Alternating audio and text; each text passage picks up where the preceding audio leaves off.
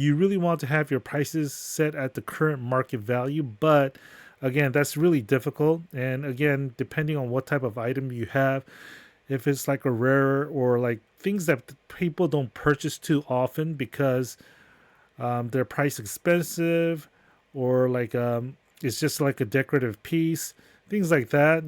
People are not people are not looking for it every day. Those items should be priced high, and then you take an offer at a lower price.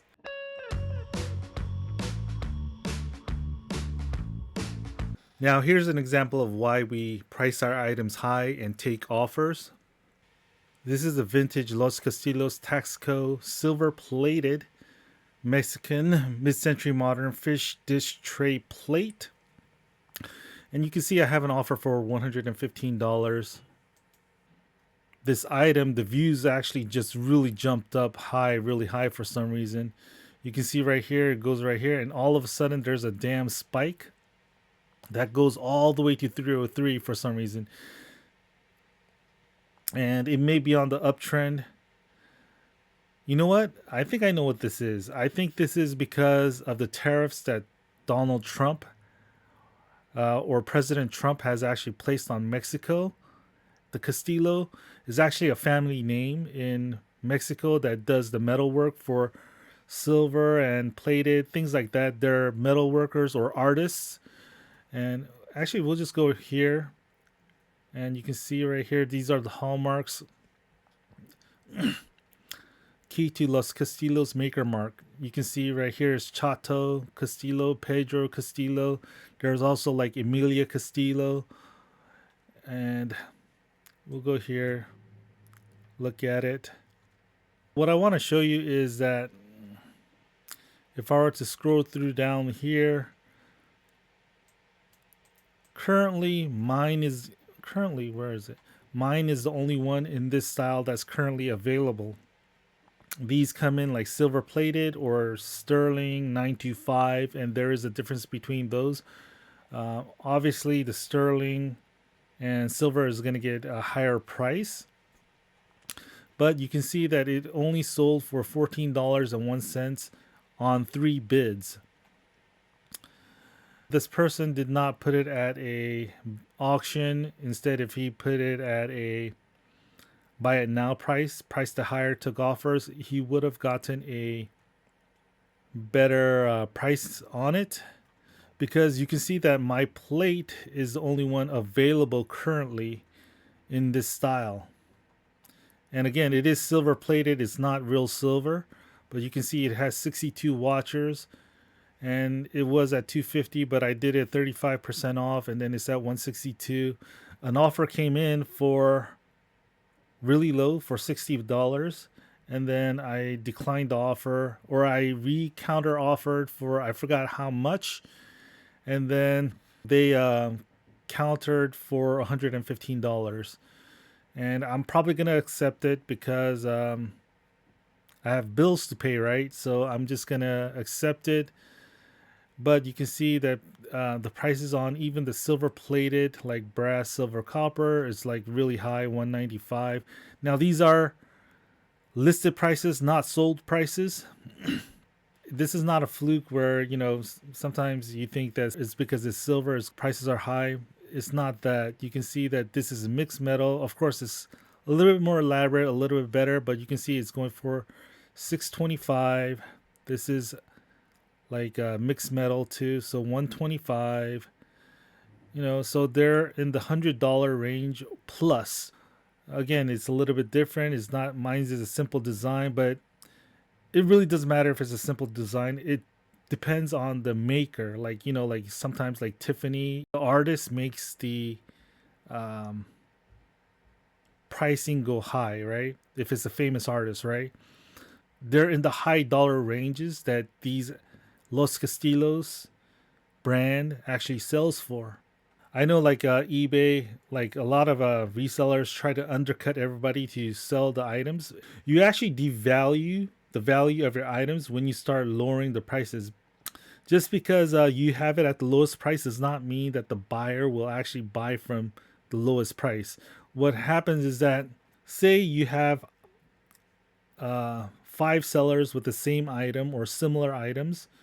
I say similar because the conditions may be a little bit different, because most of the time they're going to be used items. But let's say it's the same item for this purpose, and then one guy has it at the highest price here, and then the next seller lowers their price by $20. The next seller lowers it by $20. The next seller lowers it by 10, again by 10, 10, 10. Well, you're going to find a difference of maybe 20, 20, 40, 60, maybe $70 difference, right? When the buyer sees that, the buyer is going to see the lowest price, and then he's going to go to the highest person or the highest price seller, and then he's going to send an offer to beat the lowest price. Never have I seen a message say, "Oh, can you beat the lowest price? I see it for a lower price." Never do I see a message like that. What I do see is, because sometimes when they send me offers, I check the market and see it. They usually always try to undercut the lowest priced seller.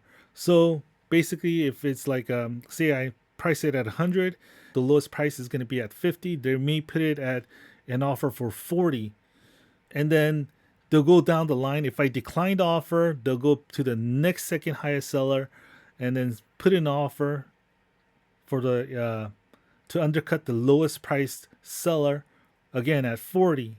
Then if he declines the offer, it's going to go back to the third seller, and he's going to do the same down the line. And if everybody on the top declines, the lowest seller is going to get the lowest price at their $50 value. Now, if that $50 were on par with the actual market level, like $100, $90, somewhere around there, they will be getting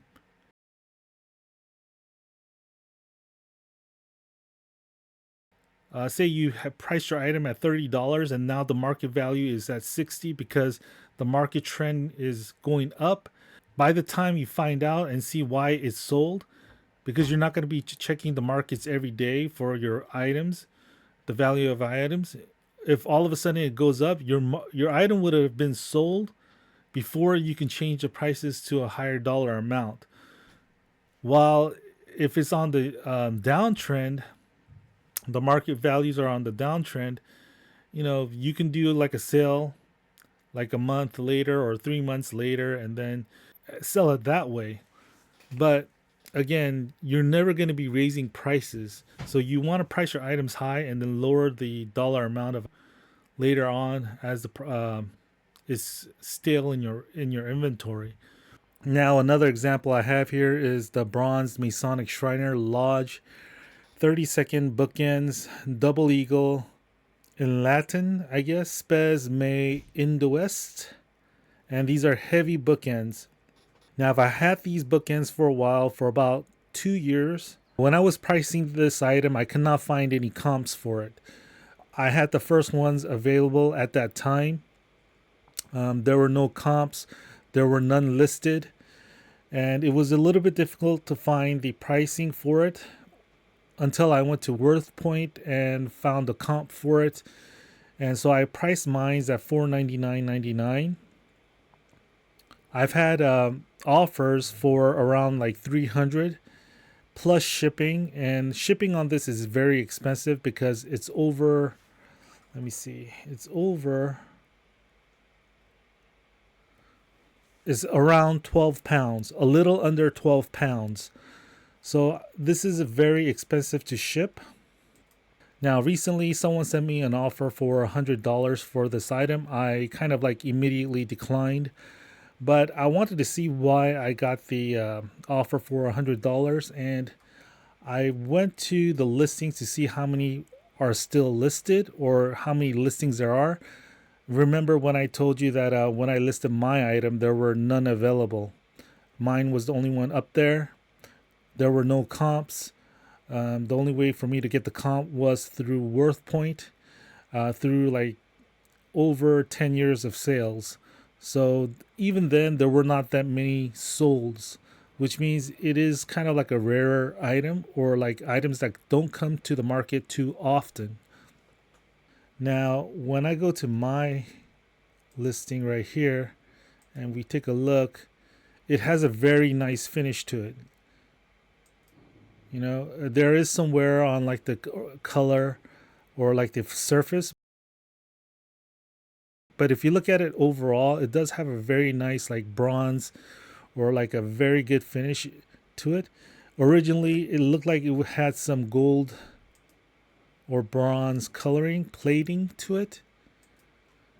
You can see from the back right here, but because of the natural wear to the item, and people did not really finish it or like try to sand it down, it has a real natural kind of wear to it. There may be a little bit of like of oxidation right here. Just looking at it, the finish looks very nice, although it does have some wear. Again, this one here at 250 is pretty nice too, although you can see there is a like I don't know what this is. This is like some type of wear, like a rust to it, but overall the eagles look nice. It's just at the bottom base right here, everything's like personal or like subjective, but like compared to the top finish, the bottom finish, it looks like it doesn't kind of like match, right? Since I have listed this item, I have gotten offers for this bookend at around $300, and I've received the offers several times. I did decline the offers because when I checked my item when the offers came in, there were still like none listed. So not a lot of people have this type of item hanging around. I'm trying to get a little bit more, but I may end up just selling it. If I wanted to sell this right now, I could probably sell it for around 250, and it would probably go within like 2 weeks to a month. If I go to the sold comps, recently someone sold one for $109.27 on 4 bids. There's no way that this item can be shipped to an address for $7.70, even if it's like a local buyer. To me, they're taking a loss on the shipping.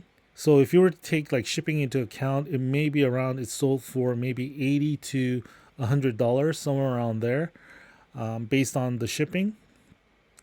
You can see this, if you look at the images, it does have some wear to it. Not wear, but it has this, I don't know if it's oxidation or like somebody painted over it or something. Something's on the finish of this book end. I think even this with the blemishes, this person probably could have gotten at least maybe $50 to $100 more if they had did the buy it now price rather than the auction. But it did sell really quickly, right? Now that's great if you can get things for $1 or two or like even $5 for this item, but oftentimes for the higher dollar items or like the good items that you may buy at an estate sale, things like that, most of the time they're going to be priced high. You are probably not going to make a huge profit, if at all. You may make 10 or 15 or $20 maybe on a high ticket item. Now, oftentimes I hear a lot of resellers on YouTube saying that you want to sell your items quickly and flip it as fast as possible. You flip it fast, and then if you can flip it fast, that's better than holding on to your items and not being able to sell it, or like your cash that you put into the product is on hold until you actually sell the item, right? And that is true for most part. The thing is, if you want to be that type of reseller, there's a couple of things that you have to cross off the list. Most likely, you're not going to be a solopreneur, right? You're not going to be the only person working in the business. You're going to have employees. For you to be a solopreneur and start rotating that items fast like that, you're going to have a huge burnout, because as many of you know, it's not just about buying the items. It's about taking the pictures, listing, describing. All that takes time. If you have someone under you or like an employee under you that is doing some of the process of listing, titling, things like that, and you're going out sourcing, Even sourcing takes time. If you're doing that, then of course, the more employees that you have, um, and the more volume you're doing, that's the word, the volume that you're doing, you're going to do more volume. Yeah, you're going to be making more money, but most of the time, for the solopreneurs, most of you are not going to be able to do that.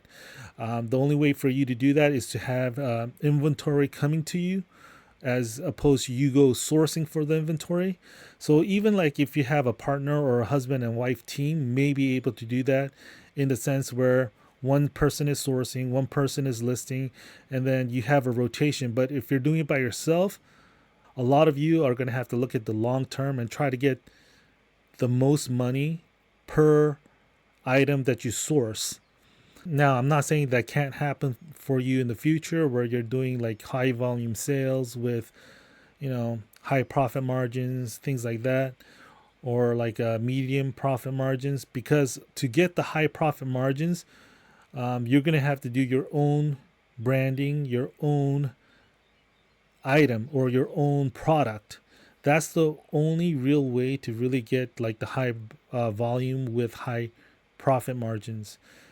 In the beginning, you're going to fumble no matter what. In the beginning, you're not going to know what brands are highly profitable. You're going to fumble, make mistakes. You're going to lose some money. You're going to make some money. And then as you go more and more into this process, you're going to find out what actually makes money rather than lose money. So more and more, your batting averages or hitting averages are going to go up, up, up, higher. And the faster you learn, there are people that learn much faster. The faster and better you are, your batting average, the home runs that you get are gonna be much higher, uh, and you're gonna be able to scale much faster. But again, to say that you just drop down the prices just because you want a faster turnover, that's not really correct.